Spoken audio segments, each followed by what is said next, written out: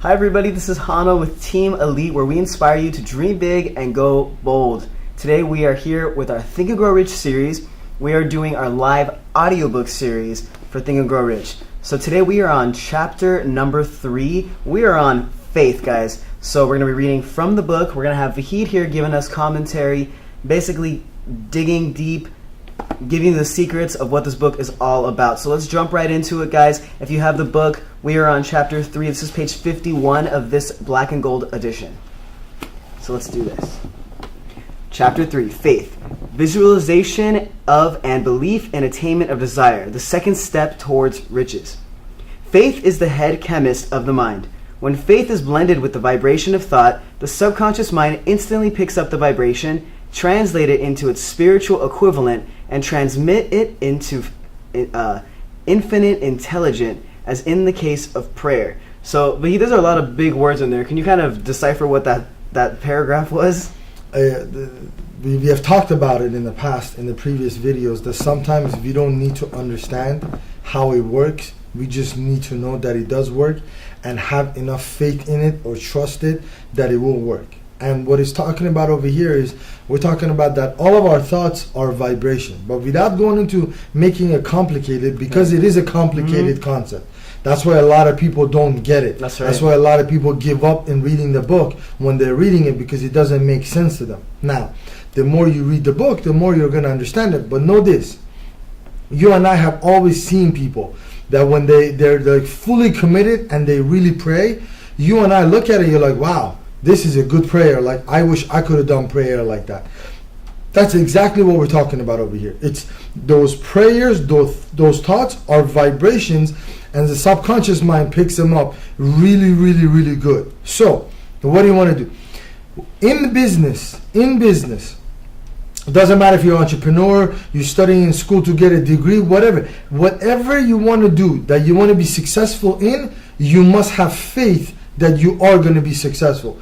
And a part of that is those positive thoughts that you're going to have. So as you read, he's going to mention a little bit more, but if you want, you could read that portion one more time. Yeah. When faith is blended with the vibration of thought, the subconscious mind instantly picks up the vibration, translate it into its spiritual equivalent, and transmit it into infinite intelligence, as in the case of prayer. So with infinite intelligence, we're talking about the universe. Okay. In my opinion, that's universe. So just putting positive energy out there, putting your faith is strong enough. That's why your subconscious sends that out in universe, and universe will do its job. Or whoever higher power that you think it is, those things are in place and will do their job. So you just need to do your part. The emotions of faith, love, and sex are the most powerful of all the major positive emotions. When the three are blended, they have the effect of coloring the vibration of thought in such a way that it instantly reaches the subconscious mind, where it is changed into its spiritual equivalent, the only form that induces a response from infinite intelligence. Love and faith are psychic, related to the spiritual side of man. Sex is purely biological and related only to the physical. The mixing or blending of these three emotions has the effect of opening a direct line of communication between the finite thinking mind of man and infinite intelligence. Correct. Love and sex, obviously, they're the most two powerful ones that we have. And obviously, the love of a mother or father for their children, how strong that is. The love of a girlfriend or boyfriend or a husband or a wife, brothers and sisters.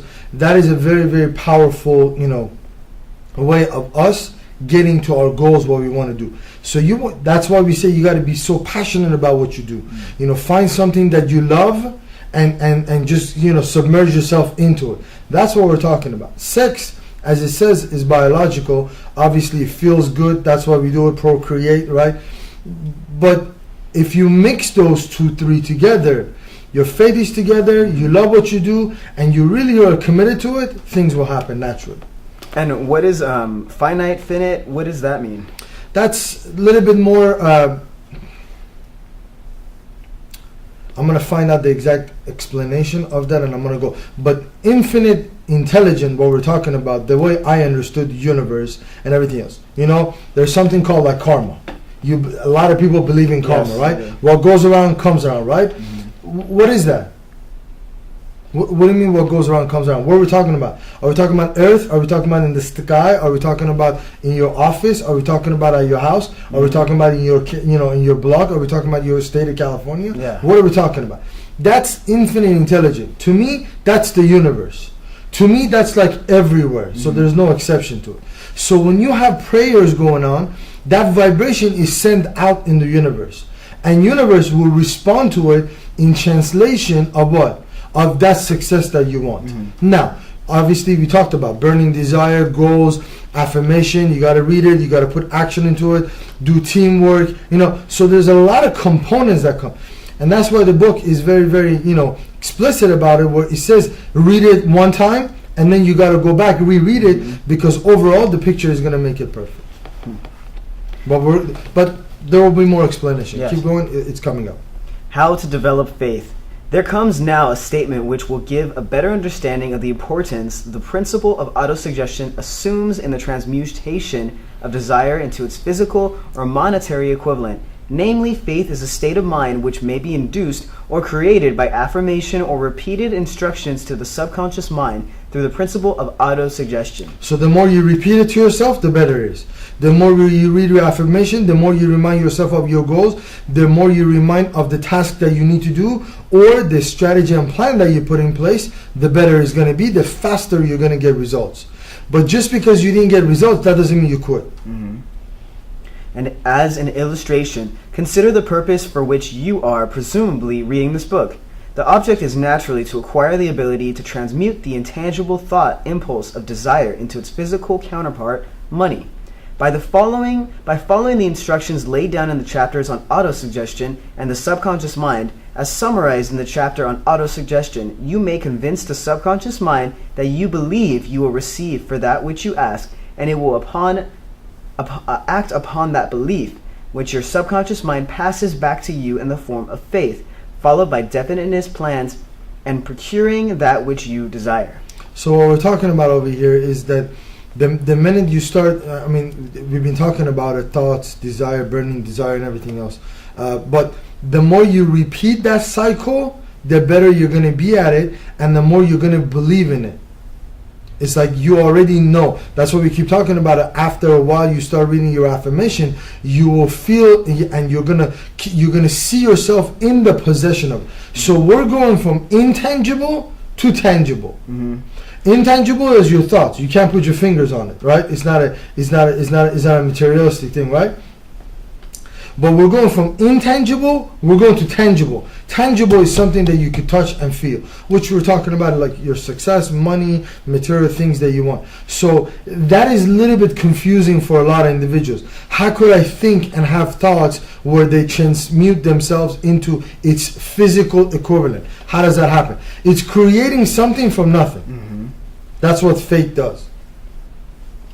The method by which one develops faith where it does not already exist is extremely difficult to describe, almost as difficult in fact as it would be to describe the color red to a blind man who has never seen color and has nothing with which to compare what you describe to him. That's why I said you don't need to understand all of it. Just do it. Faith is a state of mind which you may develop at will. I'm sorry, let's take it back. You don't need to understand it. Do it now. Not just do it now. That's what Napoleon Hill says. You take action now, so do it now. Faith is a state of mind which you may develop at will after you have mastered the 13 principles, because it is a state of mind which develops voluntarily through application and use of these principles. Repetition of affirmation of orders to your subconscious mind is the only known method of voluntary development of the emotion of faith. Perhaps the meaning may be clearer through the following explanation as to the way men sometimes become criminals. Stated in the words of a famous criminologist, when men first come into contact with crime, they abhor it. If they remain in contact with crime for a time, they become accustomed to it and endure it. If they remain in contact with it long enough, they finally embrace it and become influenced by it. That's why we're talking about association and you brainwashing yourself for success. Doesn't matter. If you keep saying the same lie to yourself over and over and over again, you're going to start believing your own, what we call bullshit, BS, right? But if you start doing that in a right manner, where you are saying the right things without violating anybody's rights, and you are being positive, you're saying your affirmation, after a while you're going to embrace it, and it's going to be part of you, and that will make your process of getting to success, if that is what you want, the process of getting to the money easier and faster. This is the It's equivalent. just the same way. I mean, think about Yeah. it. Nobody ever goes and starts smoking a cigarette by themselves. Right. Rarely. We talked about that. First time somebody starts smoking is by your friends offering it to you, and you take a puff, right? That's what ends up happening. After that, you like it, and then you go to 7-Eleven and you buy a pack of cigarettes, right? Right. So your association with people is also important. That could have been for programming and coding. Yeah. If you all the friends, all the surrounding, everybody is part of computers, technology, IT, and everything else, then guess what you're going to do? You're probably going to buy yourself a laptop somehow, some way, right? You're probably going to start taking some courses on how to code. You're going to learn. You're going to be part of that group, right? And that's what it's about. It could be for good. It could be for bad. So either way is going to be. But your surrounding is also important. That's why I always recommend, like Think and Grow Rich, Napoleon Hill's training, especially this, should be done in a group session. Yes. 4, 5, 6 people, so everybody is evolving at the same time, and we can help each other. Positive reinforcement from your surrounding, which a lot of people don't have. You still can be successful. It was meant for you to read solo and do it, but if it's in a group session where people are putting their input, they say their challenges and how they overcome it, that might inspire somebody else to go through with their challenges and overcome them. In connection with this, consider again the statement, all thoughts which have been emotionalized, given feeling, and mixed with faith begin immediately to translate themselves into their physical equivalent or counterpart. The emotions, or the feeling portion of thoughts, are the factors which give thoughts vitality, life, and action. The emotions of faith, love, and sex, when mixed with any thought impulse, give it greater action than any of these emotions can do singly.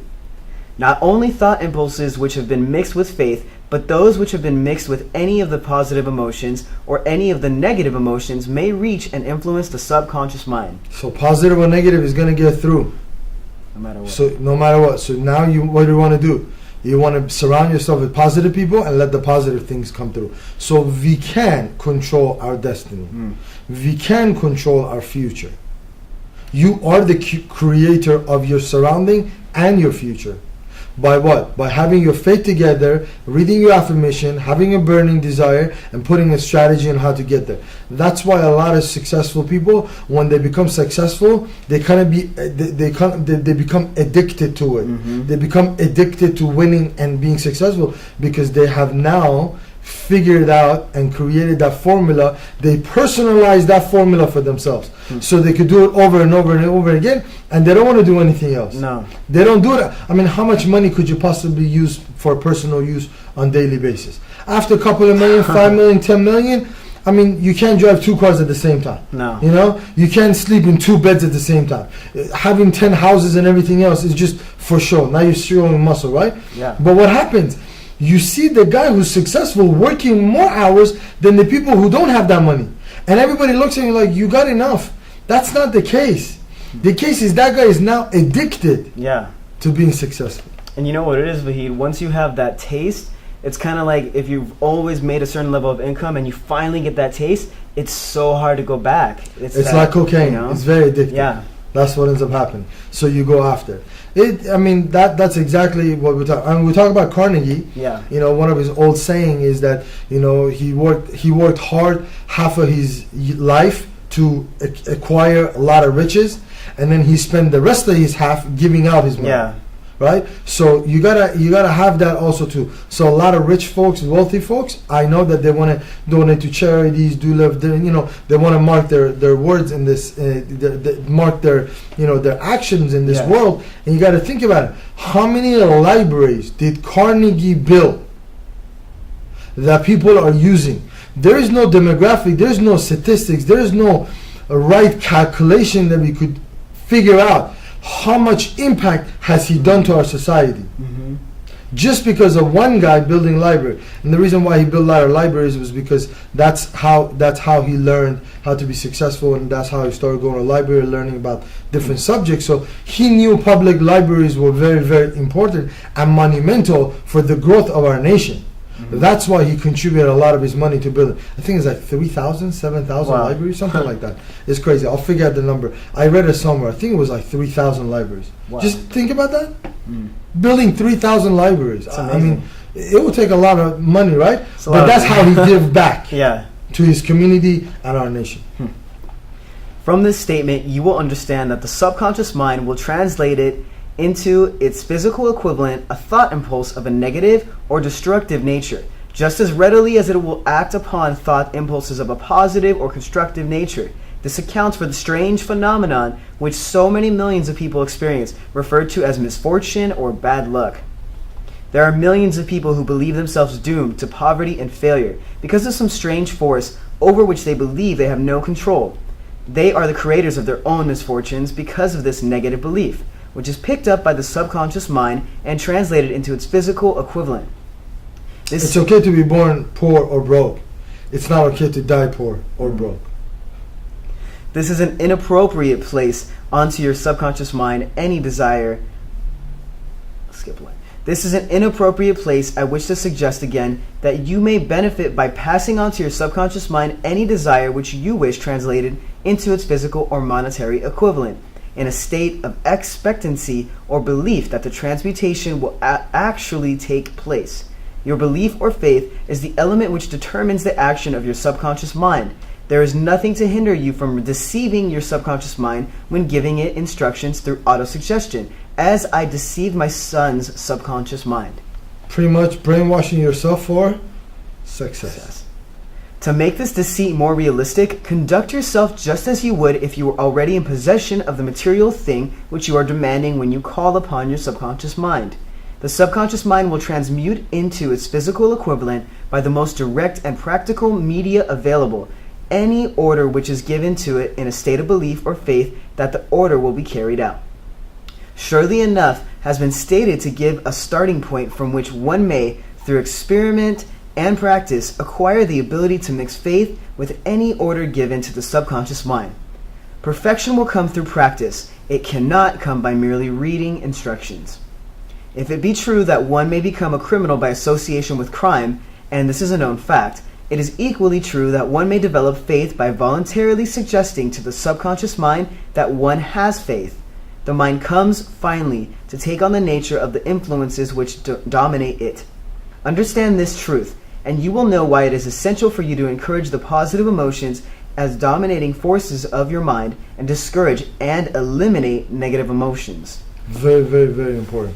So pretty much you got to repeat your affirmation to yourself and repeat what you want to, what the outcome would be. For example, let's say if I was working for somebody and my outcome would want to be that I want to get this promotion. So what I'm going to do is I'm going to talk about it to myself. Yes. Right? Hey, I deserve that promotion. I've worked very, very hard for this company. I deserve it. And guess what I'm going to do? I'm going to take in the roles that I need to be taken to be able to handle that new position. So let's say I'm an associate and I want to go into and be a manager. So I'm going to start taking responsibility as if I was a manager and act upon that and then go from that. So the minute I'm doing that, guess what I'm doing? The universe is going to start doing what it needs to do. Yes. But I need to do my part. That's why when you emotionalize it and you get attached to it, that's why one of the things that we talk about, the vision board, and we're going to get into it, is let's say I want to buy a big house. You want to pass by that house as often as possible. Look at it. Know all the dimensions of it. Know exactly what the zip code is. Know exactly what the address is. Who's the owner? How much did they purchase it last time? What does it take? How much down payment do you need to have? What does your credit score need to be for you to be able to buy that? Once you have all that stuff, now you're emotionalizing. Now you're adding that very, very important ingredient to your mindset and to your subconscious. And then the universe will do the rest. A mind dominated by positive emotions becomes a favorable abode for the state of mind known as faith. A mind so dominated may, at will, give the subconscious mind instructions which it will accept and act upon immediately. Faith is a state of mind which may be induced by autosuggestion. All down the ages, the religionists have admonished struggling humanity to have faith in this, that, and the other dogma of or creed. By they have failed to tell people how to have faith. They have not stated that faith is a state of mind. and that it may be induced by self-suggestion. In language which any normal human being can understand, we will describe all that is known about the principle through which faith may be developed, where it does not already exist. Have faith in yourself, faith in the infinite. Before we begin, you should be reminded again that faith is the eternal elixir which gives life, power, and action to the impulse of thought. The foregoing sentence is worth reading a second time, and a third, and a fourth. It is worth reading aloud. Faith is the starting point of all accumulation of riches. Faith is the basis of all miracles and all mysteries which cannot be analyzed by the rules of science. So if there was a special sauce for success, faith would be it. Faith is the element, the chemical which, when mixed with prayer, gives one direct communication with infinite intelligence. Faith is the element which transforms the ordinary vibration of thought created by the finite mind of man into the spiritual equivalent. Faith is the only agency through which the cosmic force of infinite intelligence can be harnessed, and used by man. Every one of the foregoing statements is capable of proof. The proof is simple and easily demonstrated. It is wrapped up in the principle of autosuggestion. Let us center our attention, therefore, upon the subject of self-suggestion and find out what it is and what it is capable of achieving. Very, very self-explanatory. But everybody needs to read this chapter a couple of times for them to be accustomed to the idea of what the faith is. How do you start working on it, and how you're going to be able to change your subconscious mind. Very, very important. Very nice. Vahid, I want to go ahead and take a break right here and let us jump into the next video. But just for everybody out there, can you kind of sum up what we read so far and what is faith from what we just got today? It's by auto-suggestion, by self-suggestion, you will be able to bring that belief to yourself that you need to accomplish many things that most probably you have not done in the past. So something might be new. Could be a new accomplishment, new position, new job, new career, acquiring new clients, whatever the case might be. And one of the things that I see for a lot of people, especially a lot of entrepreneurs and business owners, you got to believe in yourself. You got to have faith. And if you got to repeat that to yourself, where you could subconsciously change that, that's what you need to do. You need to repeat your affirmation and really get emotionalized with your goals and your dreams. You got to have that. Meaning you got to put feelings into it. If you don't put feelings to it, don't worry about what universe is doing. Don't worry about infinity. Don't worry about all that stuff. Those things are in place and they're going to do their thing. They don't make mistakes. Everything they need to do is it's there. You just need to do your part. And that's why, Napoleon Hill starts with thoughts, burning desire, then we go into faith, and then we're going to go into, a lot of other good chapters. And so this is a work, Hannah. You got to read the book a couple of times. You got to read each chapter, try to understand it, figure out any blockage you got to remove. You got to repeat this whole process, write down your goals, read them out loud every night before you sleep, the minute you wake up. So it's work. Being successful is not easy. No. If it was easy, everybody else would be doing it. And that's why Napoleon Hill took his time for the 20 years, 30 years, interviewing 20, 30,000 individuals, where majority of them were failures. Majority of those people were categorized part of the failure category. They were not bad people. It's just in business, in life, they will go through life not being successful as the potential could have potentially be. So this is a very, very important chapter. I love this chapter. And just to clarify, faith has nothing to do with religion. Faith has nothing to do with religion. You could have, faith in your religion, right, or in your religion. They talk about faith, but we're not talking about religion at any point throughout the book. Okay. I don't think Napoleon Hill mentions anything about faith that I have read, or specifically about any specific religion that will come into use. But about 86% of individuals in the United States are part of some type of a church. Right. So it's good. I love church. If you got to go there and do some prayers and ask for forgiveness, ask to clean for your sins, do whatever you need to do. Listen, if you can get help from any source, you should, in order for you to be successful. And why? The reason why is because if you are successful, you will be able to help a lot of other individuals. So, Very nice. That's what it is. It's a very good, powerful chapter. We will have a lot of practice that we workbook that we could put out there. So we're going to put it on the videos in different areas where people can practice. Obviously, our workbook is being compiled, so it's going to be a good chapter for everybody to review for themselves. Very nice. All right, guys, you just heard it. We are going to come out with an interactive workbook for you. But we're going to get into the rest of the chapter on faith next time. Comment below what you got from this reading today. Please go ahead, like us, subscribe to us for more videos. And, if you have any suggestions for us, we love your feedback. We're TeamEliteZone.com, Team Elite and Napoleon Hill on Instagram, Napoleon.Hill. So once again, this is Hana and Vahid, and we'll see you guys next time. We'll see you later.